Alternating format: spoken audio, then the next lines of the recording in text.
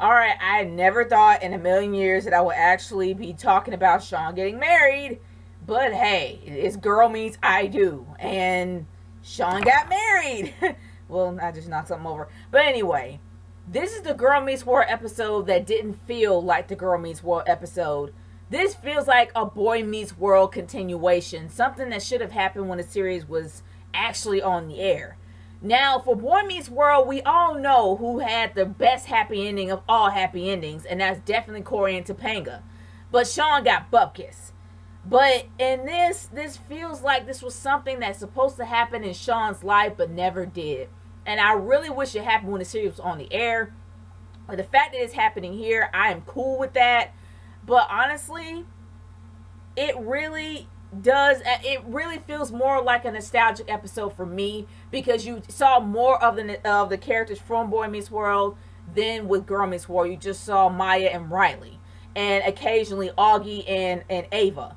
But you saw a lot of what should have happened so many years ago when Boy Meets World was on the air. And it just made me happy to finally see Shawn get his happy ending, to finally see Shawn grow up, to finally see Shawn become a man. And that's the one thing that made me happy, because that's what he was struggling with throughout the entire series, finding out who he is. Now, I'm going to go into some of the pluses of this episode first before I go into some of the negatives. And the negatives kind of piss me off a little bit. But let's talk about the pluses.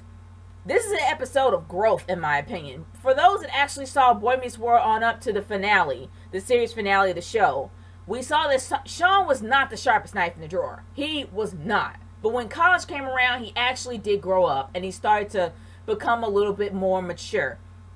And he has encountered a lot of things in his life. He went through a lot of struggles, especially when it came to his family. And to see him get this moment is the crowning achievement. It's the icing on the cake for me. And it makes me so happy to see Shawn finally get that happy ending he's always wanted. And knowing what he wants, instead of trying to copy Corey and Topanga. It makes me happy to finally see him happy with someone that he feels compatible with. I just wish I had the opportunity to see them grow as we did with Corey and Topanga. But I guess, of course, they have limited episodes, so they got to cram it in somehow. And a year has passed. They have been dating a full year.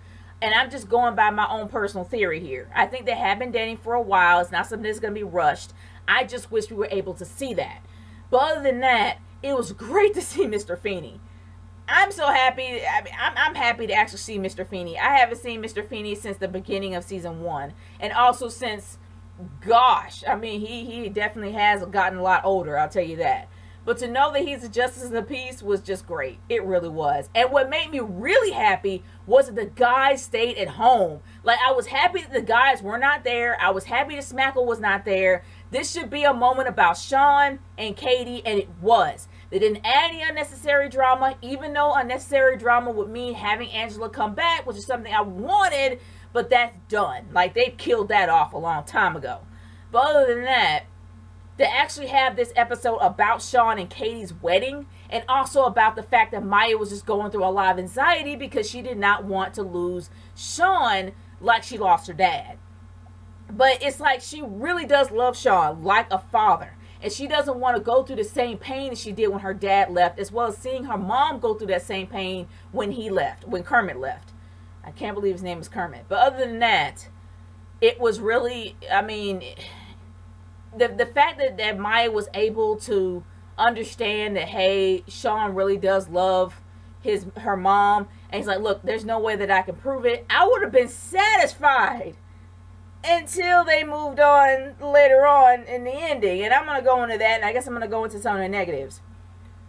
I hate the cookie cutter, cheesy moments, ridiculous, over-the-top, saccharine pieces of garbage that Disney keeps making this show being. And what I mean by this is, we already talked about Riley being over the top. There's no way on this planet that Shawn can prove to Maya that he loves his mom just by rushing the wedding. I'm sorry, that doesn't add up to me. It just doesn't. That doesn't prove anything. It shows the fact that you actually did propose in front of everybody that you care, but the fact that you rushed to have a wedding and didn't have anything together should not prove that, hey, that means she does love my mom. No. I'm sorry, it doesn't prove anything. The one way that she'll find out is when time goes on for them being together, the fact that she's included as a family. That's the one way you can actually show how much you care about a person, is to show exactly that, hey, you're a part of this too. I love your mother, but I love you too. Show that. I would have been fine with that instead of rushing everything, but hey, it's Girl Meets World, it's on Disney, deal with it. But like I said, but another thing that really does kind of piss me off is the one thing that everybody is so quick to forget about Angela. I'm sorry. Why in the world is Disney trying to erase Angela from existence? Like, especially when Cora's like, I have never seen him so happy ever. Topanga said the exact same thing. Hello, Angela was supposed to be your best friend. How can you forget your best friend? Why is everybody so quick to erase Angela? I consider that to be an insult. It's bad enough that you made her a complete jerk when she literally came over there and talked to Shawn, especially the fact that she's married and acting so nonchalant. It's bad enough for that, but it's even worse that she's not even mentioned, let alone erased from existence. Angela happened. She happened. He was in love with her. He had Angela on the brain. He was happy at one time, but unfortunately it didn't last long. I really wish that she actually did come back and be like, you know what? Good job. Or maybe just have her come back, period. I would have liked a little bit of drama. It would have been nice to have drama in that aspect to show exactly whether he did truly care about Katy or if he was still stuck on Angela. But other than that, it's on Disney. It's never going to happen. Unless it goes to Freeform, and then it might not happen on Freeform either because Disney owns it. But other than that, guys, I gotta say this. This was a good episode. Despite my negatives and despite how much it pisses me off on how they keep erasing Angela's from existence, I still think this was a great episode, and this was the fairy tale ending that Shawn should have gotten when the series was on the air. It makes me happy to see this. It really does. It makes me happy to see Shawn happy, even though it was a very saccharine way of ending the show, and it just bugged the crap out of me. I would love to see some more reality, but I doubt I will see that while it's on Disney. But like I said, I am happy the fact that the guys weren't there. I am happy that this episode was centered around Shawn. I don't like the fact that they keep erasing Angela from existence, but other than that, it was a pretty good episode. I got no beef with it. I think it was great. And I'm kind of curious about what next week's episode is going to be. It's probably something stupid and not even dramatic. But other than that, I want to hear your thoughts. Leave a comment in the comment section below. I'm going to probably leave a poll somewhere up there to let you guys, to kind of have you guys interact with me. So, because I'm curious to know what y'all's thoughts about Girl Meets World is. We chat all the time in the comment section.